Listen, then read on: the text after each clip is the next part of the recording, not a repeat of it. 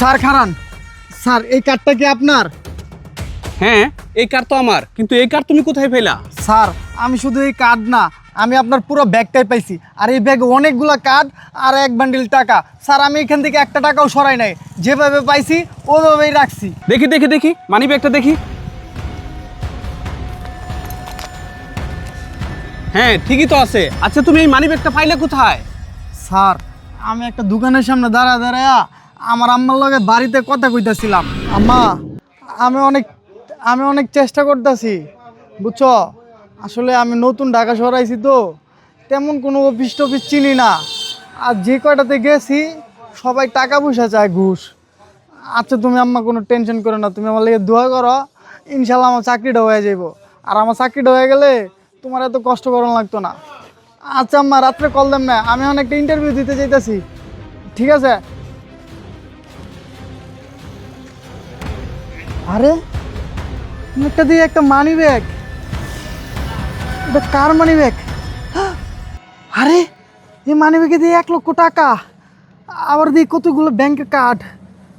বাবারে বাবা, যাই হোক, ও মানি ব্যাগে একটা ছবি আছে, তখন এই মানি ব্যাগটা আমি পাইছি। আর এই মানি ব্যাগটার ভিতরে আপনার একটা ছবি আছিল। এই ছবিটা আমি আশেপাশে সবাই দেখাইছি। একটা লোক আমার বলছে আপনার নাকি সামনে একটা অফিস আছে, ওই অফিসে আমি গেছিলাম। এই দাঁড়া, কোথায় যাচ্ছিস? আমি এই কোম্পানির বড় স্যারের লোক একটু দেখা করতাম। বড় সারা লাগে তুই দেখা করবি? যেখান থেকে কোথায় থেকে যে এগুলো পাগল ছাগল ফকির নিয়ে আসে, যা। দেখেন ম্যাডাম, কোথায় থেকে এই ছেলেটা আসা বলতেছে বড় স্যারের সঙ্গে দেখা করব? বলেন তো ম্যাডাম, বড় স্যারের কি খায়া কাজ নাই যে এরকম ফকিনির সঙ্গে দেখা করবে? হ্যাঁ আঙ্কেল, আপনি তো ঠিকই বলছেন। এসব ফকির মিসকিন কোত্থেকে যা আসে আইসা বলে স্যারের সঙ্গে দেখা করবে। যা এখান থেকে। ম্যাডাম আমার কথাটা তো একটু শুনেন। তোর কি কথা শুনবো রে? যা এখান থেকে, যা বলছি, যা।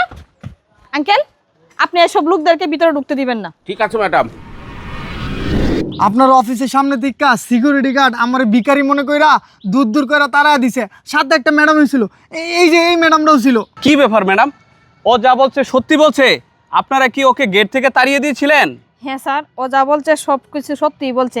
স্যার দেখছেন ওর কাপড় চোপড়ের অবস্থা দেখছেন? ও গেটের সামনে আইসা বলতেছে আপনার সঙ্গে দেখা করবে। স্যার ওর পোশাক আশাকের অবস্থা দেখছেন? একটা ভিখারি মতন দেখা যাইতেছে। আমরা ভাবছি হয়তো অন্য কোনো ঝামেলা হইতে পারে, সেই জন্য স্যার আপনার সঙ্গে দেখা করতে দেই নাই। হ্যাঁ ম্যাডাম, আপনি যেটা বলেছেন সেটা ঠিক আছে। আচ্ছা আপনি আমাকে একটা কথা বলেন তো, আপনি তো আমার গেটে গিয়েছিলেন, ওখান থেকে আমার ম্যানেজার সিকিউরিটি আপনাকে দূর দূর করে তাড়িয়ে দিয়েছে, তারপরও রোদের ভিতরে ঘুরে ঘুরে আমাকে খুঁজে বেড়াচ্ছেন। আপনি তো চাইলেই এই মানি ব্যাগটা নিয়ে যেতে পারতেন। মানি ব্যাগের ভিতরে 1 লক্ষ টাকা ছিল, অনেক ব্যাংকের কার্ড ছিল, সেগুলো অনায়াসে নিতে পারতেন, কিন্তু না নিয়ে কেন আমাকে খুঁজে বেড়াচ্ছেন বলেন তো একটা কথা? স্যার আমি এই শহরে নতুন আইছি, আর আমি আইছি একটা চাকরি করার লেগা। আমি ওইখানে দাঁড়ায় আমার আম্মার লগে কথা কইতেছিলাম, তখন এই মানি ব্যাগটা পাইছি। আর এই মানি ব্যাগের ভিতরে 1 লক্ষ টাকা আর কার্ডগুলো আছে, এগুলো আমি দেখছি। কিন্তু স্যার এই 1 লক্ষ টাকা দিয়া আমি কয়দিন চলবো? আর আমার বাবা মা আমার এই শিক্ষা দেয় নাই স্যার। আমি একটা চাকরির জন্য আসছি, আল্লাহ যদি আমার চাকরিটা দেয় তাহলে আমি অনেক টাকা কামাইতে পারবো, আমি অনেক বড় লোক হইতে পারবো স্যার। আর ম্যাডাম আমার বলছে না আমার এইগুলা কাপড়ের কথা, আমার ফকিরের মতো দেওয়া যায়। আমি যদি চাকরি বাকরি পাই আল্লাহর রহমতে আমিও একদিন প্রতিষ্ঠিত হবো স্যার। হ্যাঁ, তুমিও প্রতিষ্ঠিত হইতে পারবা। তোমার কথাগুলো শুনে আমার খুব ভালো লাগলো, তুমি একটা সৎ মানুষ। আচ্ছা তুমি আমাকে বলো তো, তোমার পড়াশোনা কি পর্যন্ত? স্যার আমি মাস্টার্স কমপ্লিট করছি। আমার বাবা মা মাইসের বাড়িতে কাজ কইরা আমার কষ্ট করে পড়াশোনা করাইছে, আর আমি একটা চাকরির জন্য ঢাকা শহর আইছি। কিন্তু স্যার চাকরি নিতে গেলে ঘুষ দেওয়া লাগে, সেই জন্য স্যার আমার চাকরিটা হইতেছে না স্যার। তুমি মাস্টার্স কমপ্লিট করছো? আচ্ছা ঠিক আছে, চলো আমার সঙ্গে চলো। স্যার আমি আপনার সাথে কই যাই? কই যাবা সেটা পরে দেখা যাবে, তুমি আমার সঙ্গে চলো আগে। চলেন ম্যাডাম।